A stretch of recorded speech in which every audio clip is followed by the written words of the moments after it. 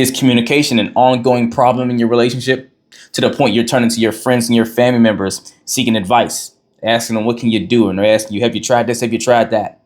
Is trust always a problem to where you don't know if you can fully trust them or vice versa? Do you guys always misunderstand each other? Do you feel like you're close, but there's this little gap between the two of you to where you're not as close as you feel you should be at this point? Well, I'm going to ask you the one question you should have been asking yourself. Are you really and truly committed to your relationship, or are you just saying you are? And if you don't know, I'm going to tell you right now how to know. Now, if you already know in your heart that you're not truly committed to your relationship, then what are you doing in it, right? What are you doing? You're just hurting yourself and the other person. It's just pointless to keep trying to build with someone you're not fully invested into, right? Yeah, you can get something good out of it, but at the end of the day, it's not going to last because you're not all in. All your chips are not on the table. But whether you do know and you keep giving yourself reasons to say why it makes sense to keep being in the relationship, or if you don't know, here's how you start to have absolute clarity on it. If you are holding back any part of yourself from your partner, you are not fully committed. You're not. See, some people may say, well, you get in a relationship and there's some things you got to get to levels of in a relationship. No. All that stuff starts to happen in the first dating phase, courting phase, right? Going steady, getting to being exclusive, right? But once you make the decision to commit to this person in a full-on committed relationship, locked in, everything has to be in the pot. If you're holding back any part of yourself, any levels of yourself, you are not fully committed. So if you're not aware, it's the reason why you won't fully give trust to your partner blindly, even though they haven't shown you any reason or given you any reason not to trust them, right? It's the reason why you won't be fully vulnerable and open up to them, right? About your deepest fears or insecurities or whatever. Right, to where you're holding back parts of that, to where they're trying to connect to you on certain levels, but it always seems like there's more to you that they're not understanding or getting because you're not revealing it, you're not saying it. It's the reason you're hesitant whenever they bring conversations to you about maybe making a big lifelong decision for the relationship, maybe moving in together, or maybe it's the idea of marriage or kids or whatever. It's the reason why you're just straddling the fence all the time, right? And you just not giving them clear answers, or whenever they try to bring those conversations to you, it's frustrating for them and it's like cringy for you because you're uncomfortable and you avoid the combo, or you duck and dodge it, or you go to create a diversion or something like that to avoid talking through it. And it starts becoming the seed to a lot of the issues in your relationship. See, we're so often talking about all of the conflict issues, right? And, my partner did this, they said that, or I can't trust them because they did this or did that or whatever. And so often the thing that doesn't get talked about that goes under the radar is part of the reason why these issues persist. And one of the biggest reasons why communication becomes a problem in a relationship is because one or both people are not fully committed to the equation, to where they're lending them full selves to the equation, right?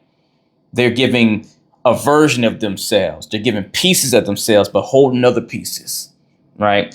Whether it's a conscious thing or even subconscious. But you have to be honest with yourself and ask, am I really wanting to be in this situation or not, right? Am I all in, or am I holding back something? Because if you are holding back in any regard, or there's something you're not fully committed to the relationship, then you need to stop this relationship and take a back step, right? You need to go the other direction, put a hold on things. And if you're too invested already in certain ways or areas of the relationship, maybe you've moved in together already. Both of you signed a lease or something like that in an apartment. I don't know. And it's not as easy to get up and just bounce, then fine. Maybe you can't just leave, but then we have to start having some real deep dive conversations to where every minute spent in that apartment together collectively should be working through you making a complete decision that you're either committed or you're not, right? Because until you get clear on that, you're going to keep putting little slits like, death by a thousand cuts, like some, Japanese, a ninja movie or something like that, right?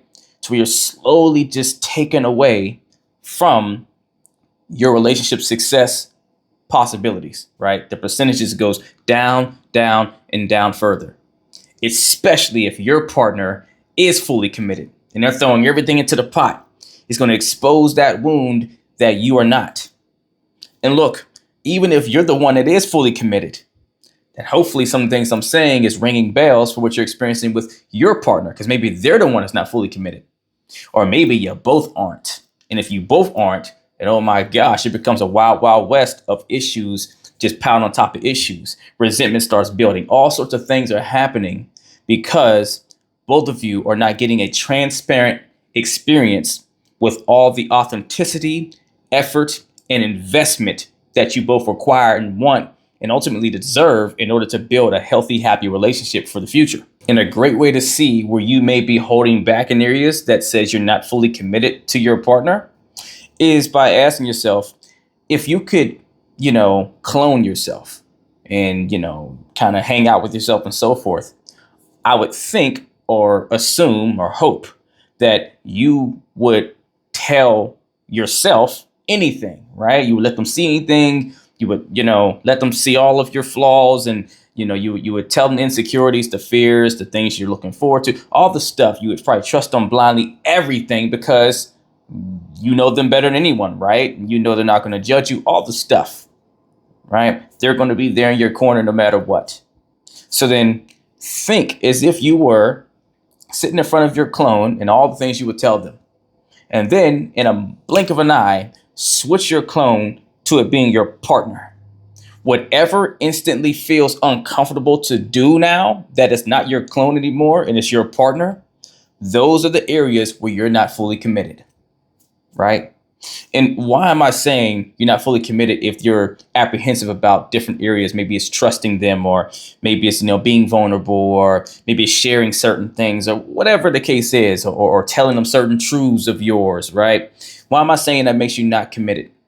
Because in order for a relationship to work, you have to experience all of each other. You have to be able to learn all of each other and learn how to support all of each other. Learn how to understand all of each other. Whenever there's pieces that are off the board, then there's missing information that your partner can't use to help be better for you. Doesn't help them to benefit the relationship by doing the things that are going to be serving to you, and vice versa, right? You're not going to be able to give your all to them if you're giving what you can in fractional pieces and there's parts that you're leaving out, right? They can't help you grow through the areas that you need to work on if you're hiding them from them, right? They can't do self-reflective work to work on the issues maybe you have with them that makes you not want to trust them if you don't tell them these things. So if you can't put all of yourself in the pot and go full throttle towards whatever you guys' vision and dreams are, you're not fully committed. And at the end of the day, we can't say we're in a fully committed relationship if you aren't fully committed. And what does that really mean too, right?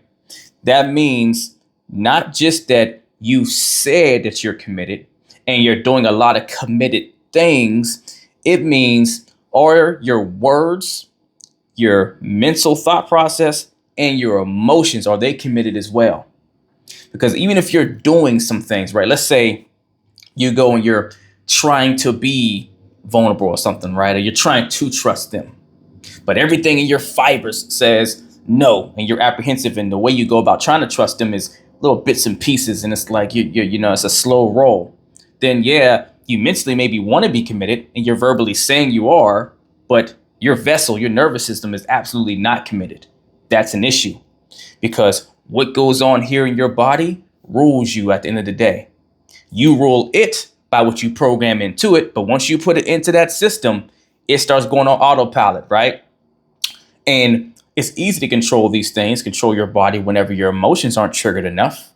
But whenever you have enough emotional stimulant, whether positive or negative, your body, especially with the negative ones, tends to flip into your fight, flight, or response reaction, right? It's not even you trying to think on it.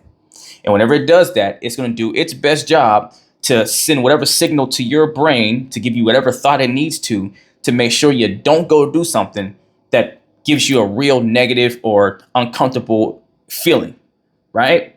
So if opening up to trust your partner, being vulnerable with them or whatever, sharing a truth that you don't want to tell people often, or coming clean, accountability, whatever it is, if it makes you feel really tight and it's really uncomfortable to do that, you're less likely to do it in a healthy way and in a serving way. You're less likely to be as transparent as you would if it wasn't a thing for you. And again, it may not be to do with that it's your design of this issue. Maybe it's things you've seen that your partner's been doing. Maybe they've been doing it since you first started to commit to this relationship. And it's always been something you've questioned, but you kept going forward anyways, right? Still isn't going to help you to be fully in without second guessing things if there's something on the table to be committed still fully, right? Because then what happens? It starts planting the seed of pessimism. You start thinking negatively about your partner in the wrong moments when they would need you and where it serves the relationship most for you to be optimistic. You're being pessimistic, you're being negative, you're assuming the worst, right? And our brains are designed to naturally go that direction because, hey, if you don't look out for the things that may hurt you, you may not be here, right? So your brain's always going to help you in an easier way turn to the negative because it feels it's doing its job to make sure you're aware of what you're fearful of or concerned about so that you don't get hurt. It's your job to take hold of your mind and be focused on the positive. But it's hard to do that if you're not truly committed in your vessel to that mission with your partner. Now let's really talk about why you would be committing to your partner. You've committed to this relationship when you're not really ready to be, or you aren't truly committed, even though you said it and you're going through the process.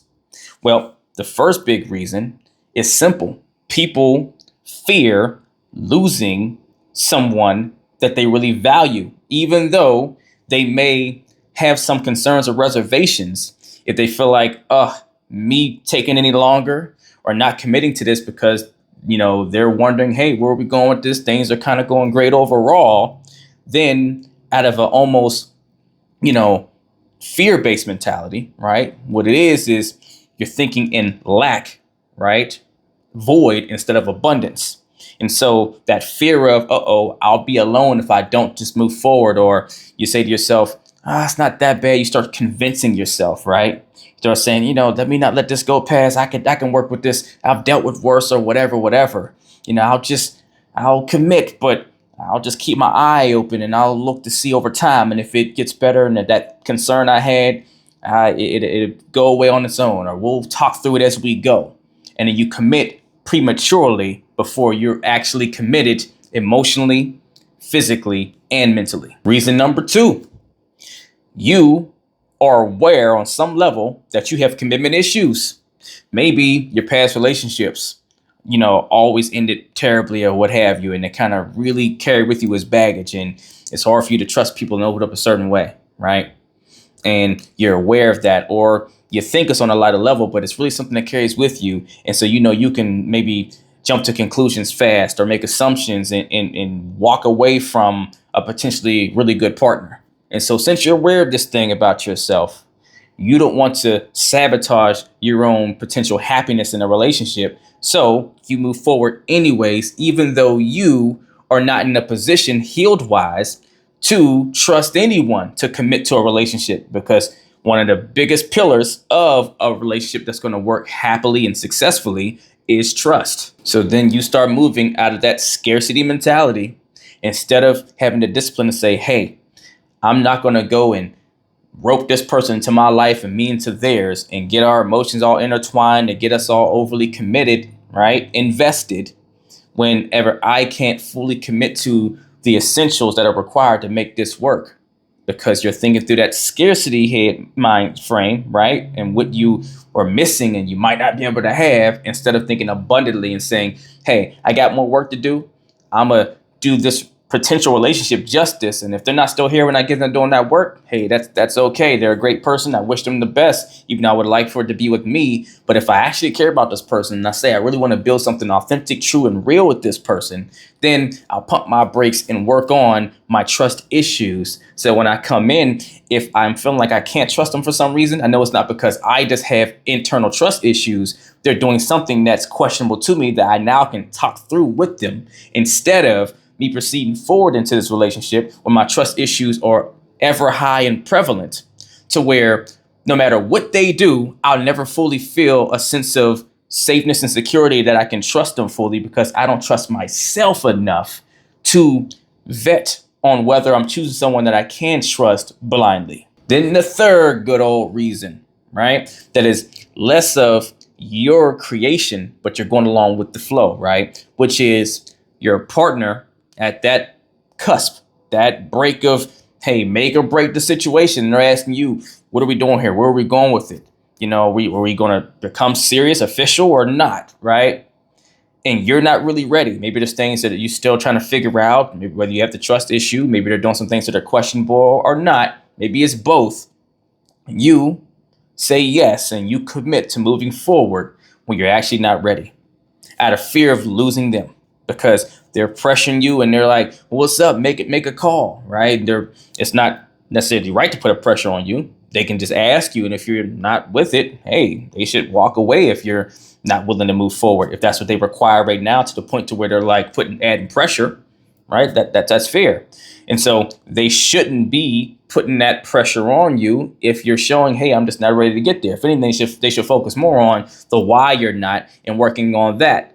But if they keep on just trying to like pressure you because it's their goal, their endeavor, and what they want to get to the conclusion of for their dreams and everything else, with you roped into their vision, then that's not a healthy thing, right? And so you can't cave to that. But if you did, this is the third reason why you may be in a committed relationship that you're not truly committed to. And I can even reason with you here, right?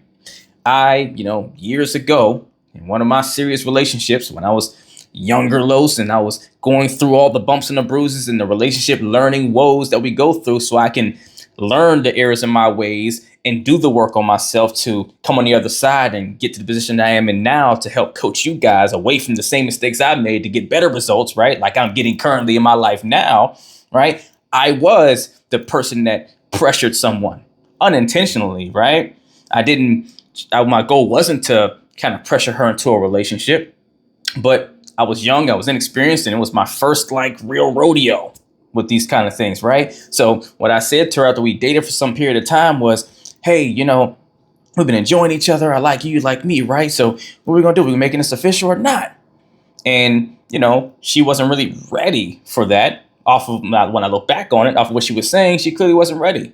And then when I look back on it, she was coming off of a rebound not that long before, maybe the year prior, and she was still just figuring things out and just wanting to take it easy. And she said to me, hey, I do enjoy you. I like you a lot, but I don't know if I want to do the relationship yet. I'm like, well, do you like me or not? And I'm, pressuring her, right? Well, I mean, do you like me or what's up? Like, oh, I'm not going to keep just hanging out with you if you're not going to be serious, right? I should have just walked away. I should have just let it go and said, okay, fair. I respect that, and let her go. But I didn't, because I liked her and I wanted to move forward to the next step and everything else. And she caved. Okay, yeah, let's do it. Right. And then that relationship obviously wound up crashing and burning over time, because she wasn't fully ready for the commitment she made to me, just as much as I shouldn't have pressured her to want to make that commitment.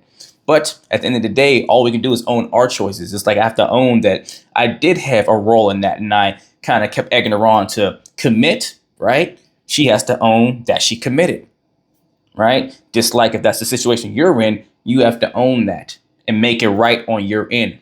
Just like back then, she couldn't have controlled what I would have done, but she could have controlled what she did and how she proceeded forward. Just like I had to own, my gosh, I did that. I got to do better going forward, right? No different for you. So the very first thing you need to do if you're in this situation where you're committed to a situation that you truly don't feel committed to in all parts of yourself is be honest with yourself and ask, do I really feel committed here to this relationship, or am I forcing it? Second, you have to either SH blank T or get off the pot, right? You have to decide to fully commit, or that you're not going to, and stop proceeding forward in that manner, right? Because half committing is worse than not committing at all, because you're starting an investment journey that you're not fully invested into, which is going to lead to turmoil down the road and deeper pain than it would be if you lived in your truth here, now, and in today. And the third, last, but most effective thing, but for some people, they make it the hardest thing to do, make it harder than it needs to be, is communicate openly and honestly with your partner. Tell them your concerns about commitment. Tell them where it's coming from. Be vulnerable. Tell them, hey, there's some things I'm seeing that I don't really fully trust yet or right now with you, and here's why I'm struggling with it, and can we work through it? How can we work through it? Tell them you still have some unresolved things you've come to realize about your past, that you're having a hard time trusting them even though things are going great. Can they help you with it, right? Tell them, hey, I'm feeling like you're pressuring me into this. I'm not ready to go to this step just yet, and I really like you and I don't want to lose you, and that's why I'm feeling like urged to commit, but it's more so because you're adding the pressure versus where I'm at. If you don't want to wait and you feel it's taking too long for you, I understand if you need to walk away, which just takes courage to do, right? But if you love them enough, you care about them, you need to do this for them. Don't be selfish, be selfless. Being selfless actually serves you anyways. So tell them, hey, if you can't wait, I understand it, but if you can give me more time, or if we can work on these little areas that I'm still trying to work through on getting to where you are, that would be great.